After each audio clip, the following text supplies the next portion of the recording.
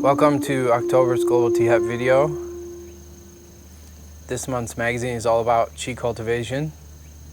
So we thought we'd wake up early and come up here into the mountains of Miao Li, gather some fresh spring water, and brew this month's tea, Elevation. Such a beautiful tea.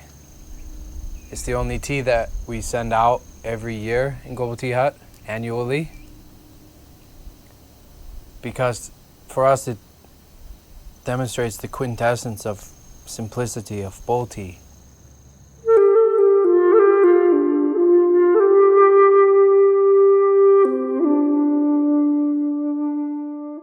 Some of you have asked that I talk a little bit more about the differences between Gong Fu tea and bowl tea. Bowl tea is very much about simplicity. People that are starting out with tea, they often find that Gong Fu tea is a little bit inaccessible. There's a lot of pots and cups and trays and kettles and a lot of things to do, and it's maybe a little complicated. And tea doesn't need to be complicated. Tea, in essence, is very, very simple. It's leaves, water, and heat. And this is the oldest brewing method on earth. Just put some leaves into a bowl and add water. It's really wonderful to sit outside in the mountains on a beautiful morning like this with some tea in a bowl, the leaves slowly unfurling. Drink it in peace and quiet. Not have to worry about your brewing methodology, not have to worry about processes and methodologies. Just very simple, nature and myself. Tea and myself. And that's why students in our tradition often start with bowl tea, because beginners find it easy to start practicing right away. And also it helps remove the human element from tea brewing. It helps remove all of the movement and distractions and human-made things and take it down to its purest essence of just leaves and water. And that helps begin the dialogue between myself and the tea, between the soul and the art of tea. There's a beautiful Robert Frost quote that, paraphrased, is something like, if the soul has to wait around for years for you to learn all the mechanical and technical skills, it won't. If it's not enlisted from the beginning, it will fly away.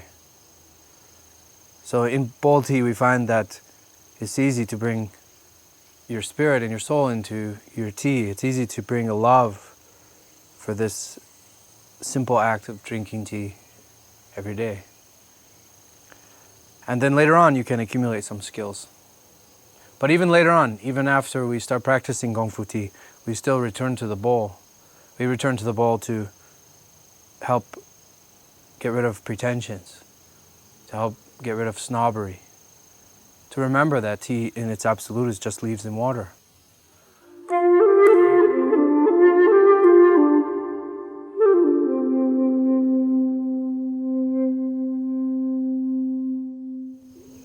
This month's magazine is all about tea cultivation. There's a lot of great articles about what tea is, how to experience it through tea. It's a very important aspect of tea preparation. There's also a lot of confusion about it, of course, because it's a subtle topic. It's a topic that's not so obvious or apparent. And one thing that's really important to remember is that whatever we discuss about the qi of tea, it's not really the qi of tea, it's just qi. So there is this common dialogue that happens around the tea table of cha qi, and even maybe stating that one tea has more qi than another tea. But there actually is no cha qi, there's just qi. Because as soon as I consume the tea, that's my qi. And which of which, impossible to tell. They are one and the same. So, in other words, am I consuming the energy of the tea and its qi is flowing through me? Or am I consuming the tea and it's causing my qi to move? Or both? It doesn't really matter.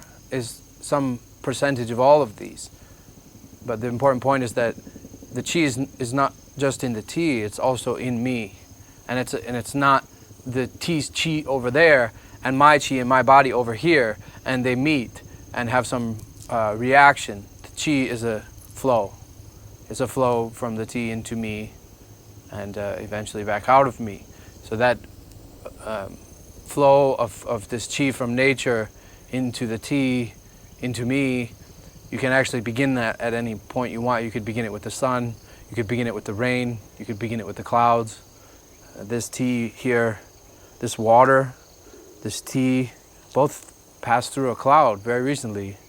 This water we're drinking passed through a cloud recently. This is spring water. At some point it was up in the clouds and then it rained down and was in the earth and we gathered it. Same with the tea.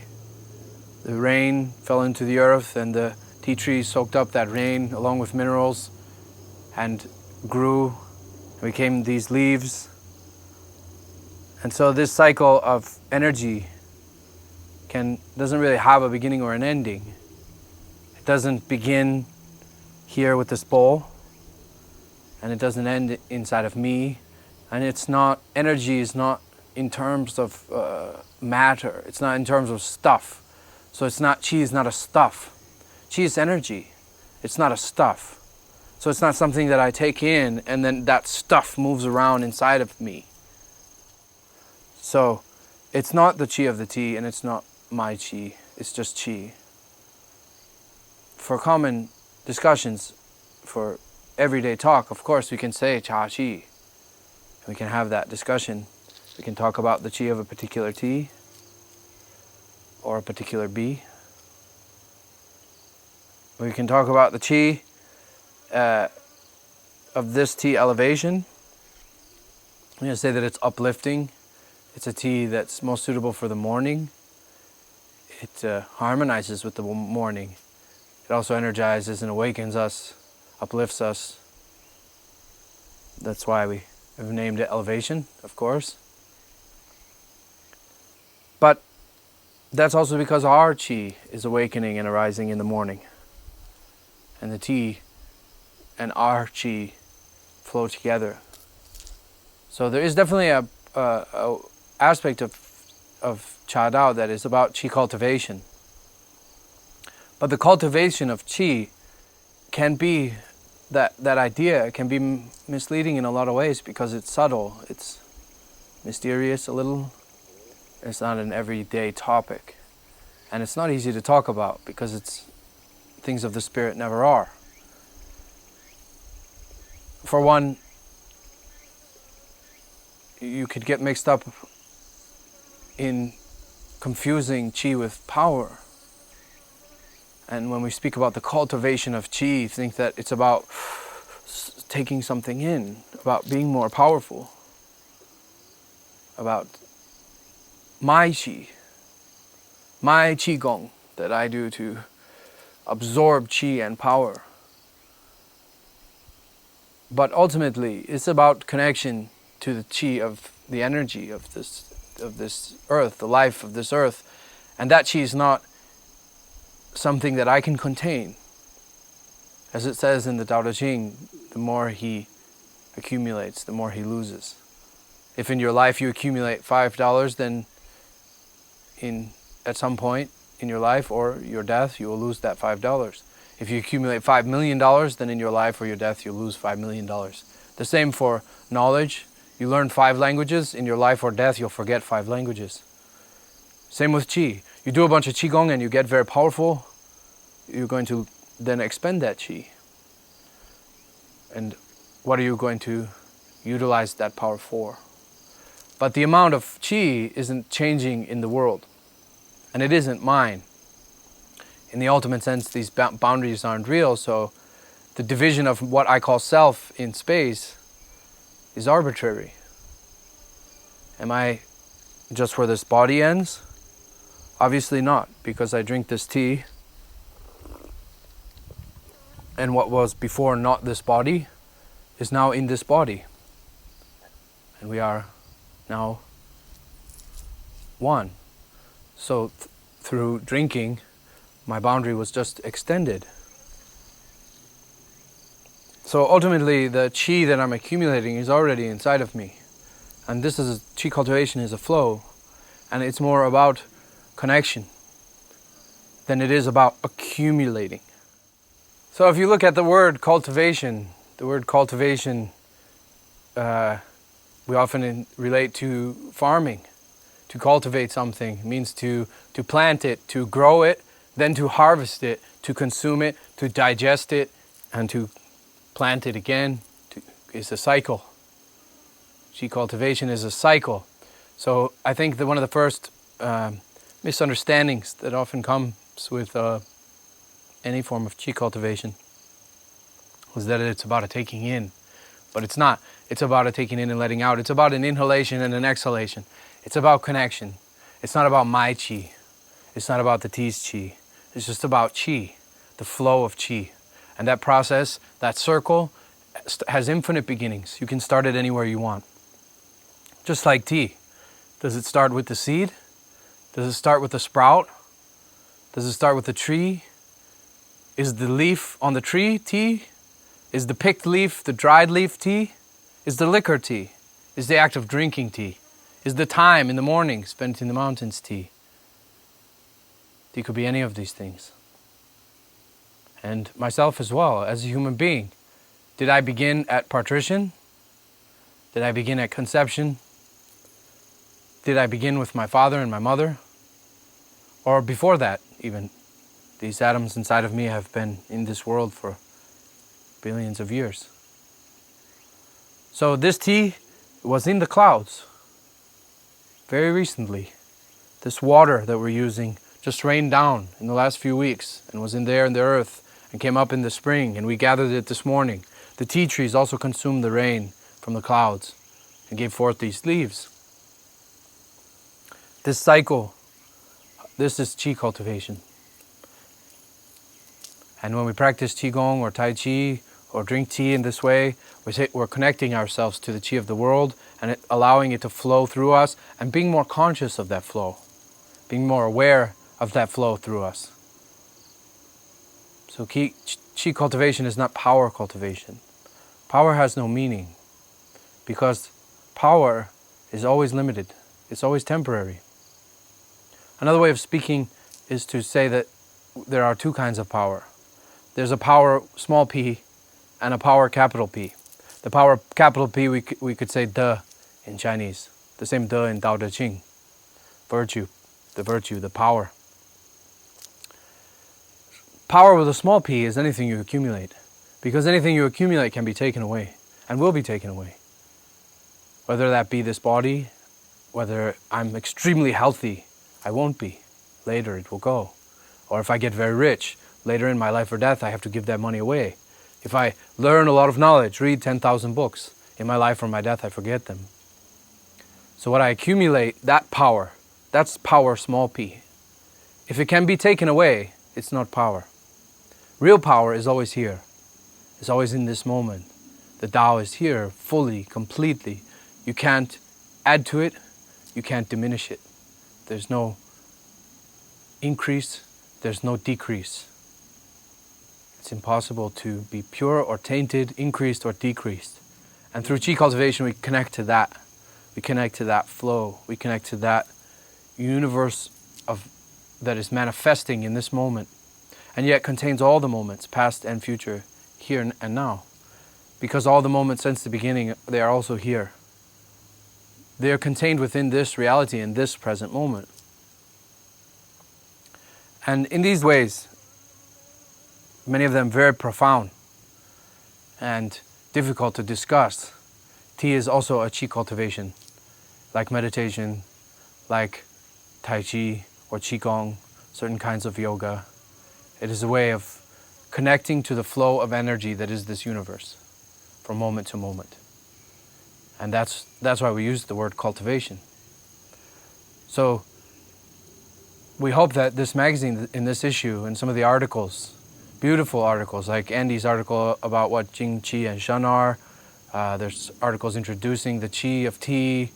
There's an article on Qigong, and even one form of Qigong that you can maybe try and practice at home. Through all of this, I hope to dispel some of these misunderstandings with regards to Qi and Qi cultivation. That cha, qi, this term can be a little bit misleading, number one, because you might assume that the qi is just in the tea and that I consume it and then substances flow around in me. This is one of our modern, I think, delusions in relationship to life, is that we often view our body as like an aggregate of substance, as matter. Even though our science has transcended that, there was the realization that matter is energy. A realization, I might add, that mystics have known for thousands of years. But with that came this new understanding of the way the world is, that actually everything is energy. Even though our day-to-day conscious sometimes hasn't caught up with the new science, in some ways we still view our body as stuff. And there's still this unconscious misunderstanding that when I eat, for example, I'm taking stuff and I'm chewing that stuff into bits and it's going down into me and it's breaking apart and becoming the stuff of me. Right? But that's not how our ancestors viewed their relationship to food. No Native American hunter, for example, came home and put a deer on the ground and said to his kids, hey, get some of that stuff. That's good stuff. They didn't view it as stuff. The verb for a kill in most Native American languages in the plains was literally translated giveaway. So that brave would come home and set that deer down and say, a deer gave away today. Gave away what? Gave away life. They didn't put stuff in their mouth. They put life in their mouth. They put energy into their mouth. And that isn't just for the hunters. Our ancestors who were farmers also understood that. Almost every farming culture in the world, independent of each other, had the same myth, where some god comes down, is killed, cut into pieces and put into the ground, and out of their divine body comes the staple crop that culture survives on. Rice in the East, wheat in the Middle East, corn in the Americas.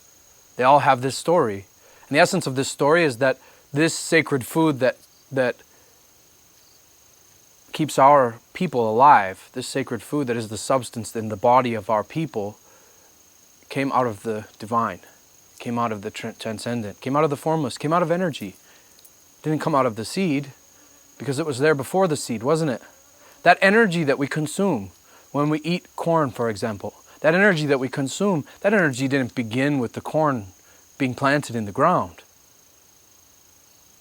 It was there in the ancestor of that corn, and the ancestor of that corn, it came from the sun. It wouldn't have grown without the sun. It wouldn't have grown without the rain. It wouldn't have grown without the soil and the minerals in it. It wouldn't have grown without the heat at the center of the earth. It wouldn't have grown without all these things. And that energy's been here a long time, changing form, changing form.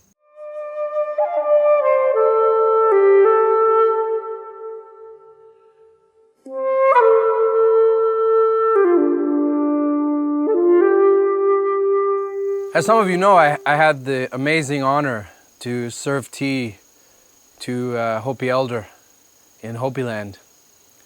And afterwards, we had connected so deeply right away. He was such a brother, and he understood the medicine of the tea. I didn't, of course, need to say anything. There was nothing needed to be said. He was a man who was so connected to the earth and to the sky and to nature.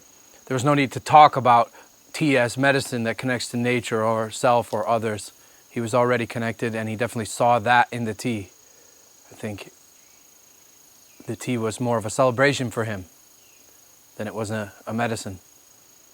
So afterwards, though, recognizing that we were both in our own way medicine men, he said he was going to give me the greatest gift of the Hopi people. And I must admit, I went to bed that night thinking and wondering what this gift would be. Would it be a beautifully painted Kachina dal with detail unlike any that I had seen in any of the shops around Hopi Land? Would it be some magical jewelry? Would he initiate me into some teaching? And the next day came, and it was a dried cob of white corn. That was the greatest gift. And the Hopi have 5 colors of corn, 5 kinds of corn. They represent different aspects of life. The white corn represents beginnings, birth. It's given to babies when they're born.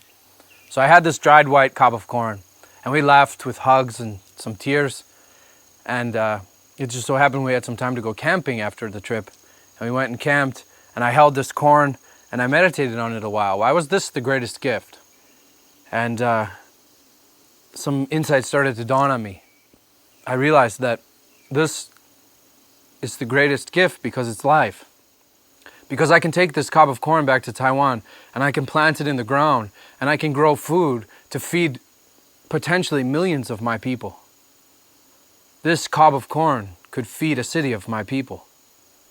If I was careful, if I planted it and I grew up corn, and then I took that corn and I dried it and I planted more corn, I could create a whole field of corn, a whole system of life for my people. So hundreds of generations of Hopi people had cared for this cob of corn.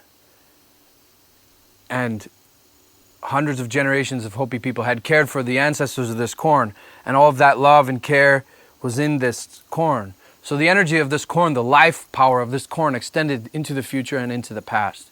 And it very much captured that cycle of energy, beginning with the explosion of a star that formed this solar system, that formed this earth, that formed life, that formed eventually me and my brief time here, that I then pass on again. So I then, of course, quite happily and readily started to evolve these insights into how they relate to tea, and how tea also very much embodies those same teachings of all of the energy and love of the past ancestors of these leaves, and the future of these leaves, and these leaves flowing through our life, and through nature, through the clouds, through the sun energy, through the earth energy, and very much more and more begin to understand that I need to honor this flow of energy into myself, this way in which creation provides for me the sustenance that I need in the form of food and water and medicine and qi.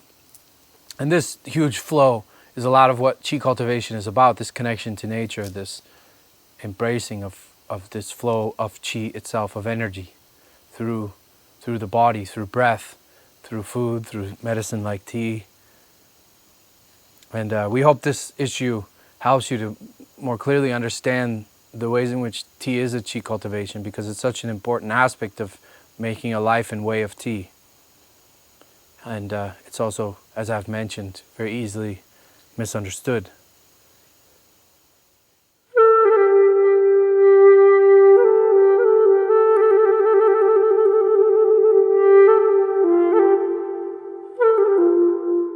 So many of you started your tea journey drinking Elevation. It's such a magical tea, and it has just a real beauty, the essence of Taiwan. The story of the Sun Moon Lake Asamaka Red begins with when the Japanese were in control of Taiwan. Actually, they brought tea seeds and tea trees over here, and they made plantations in Sun Moon Lake, where they thought it would be convenient and the land was good for this. They wanted to create a lot of industry to support the empire.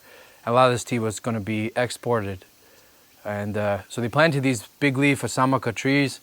Eventually they were expelled, and these gardens went wild. They were abandoned for about 80 years. And the trees, of course, organized themselves. They don't like to be in rows the way that we want to put them. They organized themselves and grew up and grew strong and deep roots and became living tea.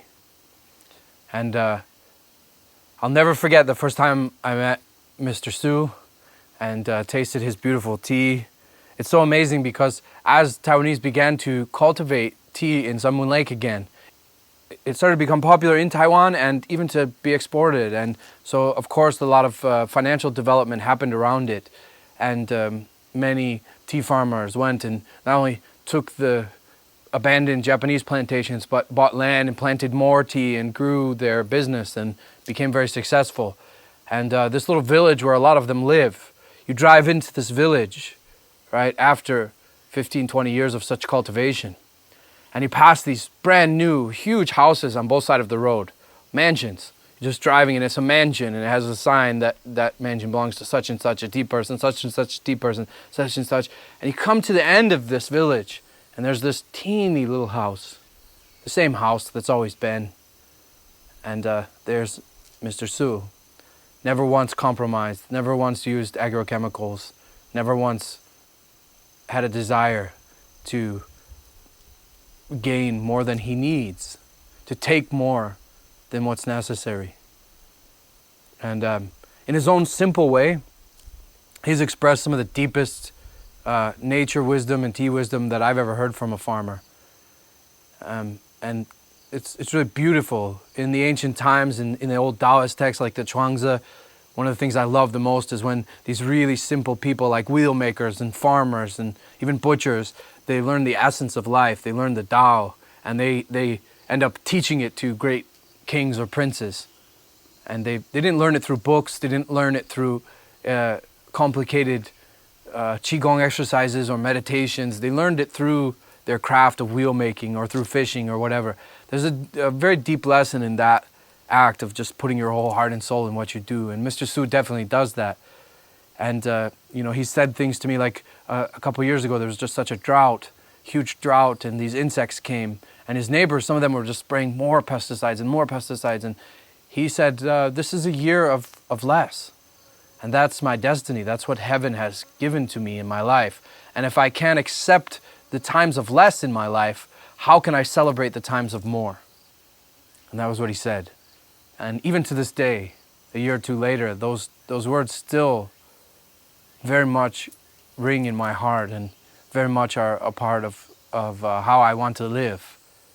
That I also want to embrace the challenges in my life, the times that are difficult, the times that are, you could say, low, right? The times of less. If I don't accept those and learn from those, then how do I celebrate the times of abundance? In Zen we say, right, without Zen, even a good day is a bad day. And with Zen, even a bad day is a good day.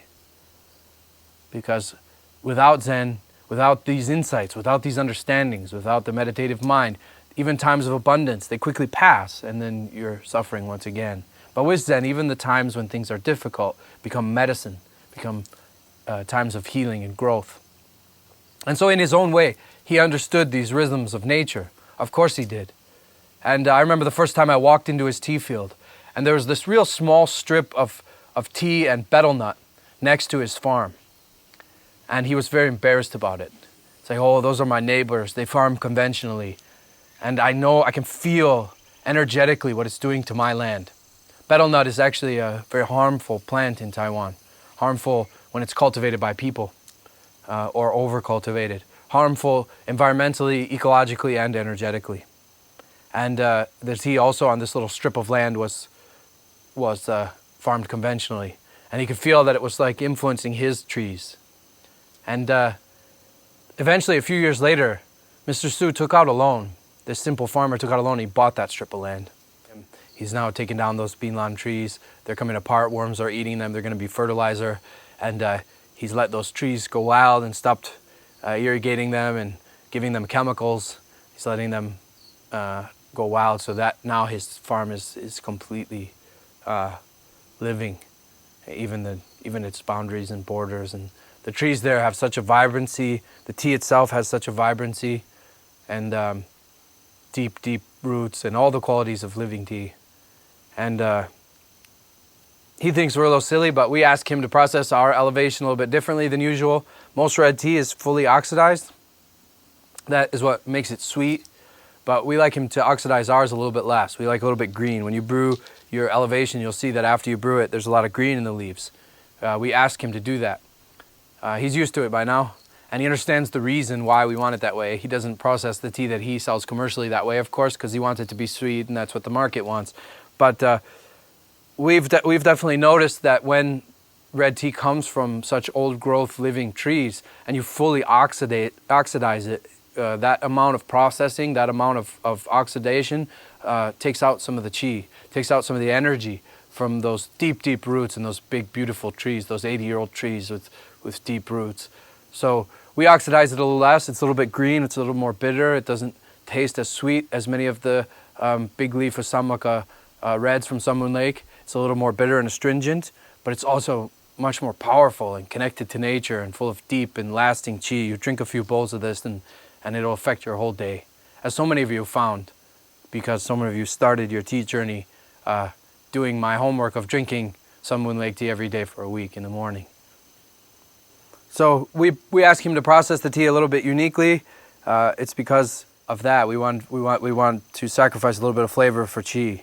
So you'll find that our Sun Moon Lake has a little bit of astringency, a little bit of bitterness, but so does life, and so does the wisdom of Mr. Su, accepting the bitter along with the sweet.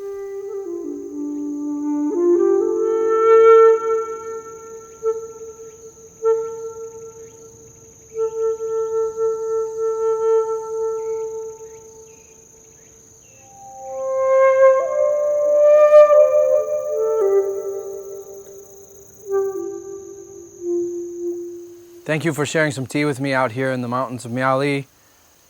It's been a really great month. We're so excited about all the ways that Global Tea Hut is growing and expanding organically, including these videos. And we can't wait to share more with you. As usual, if you have any questions, email them to globalteahut@gmail.com. And I'll see you next month.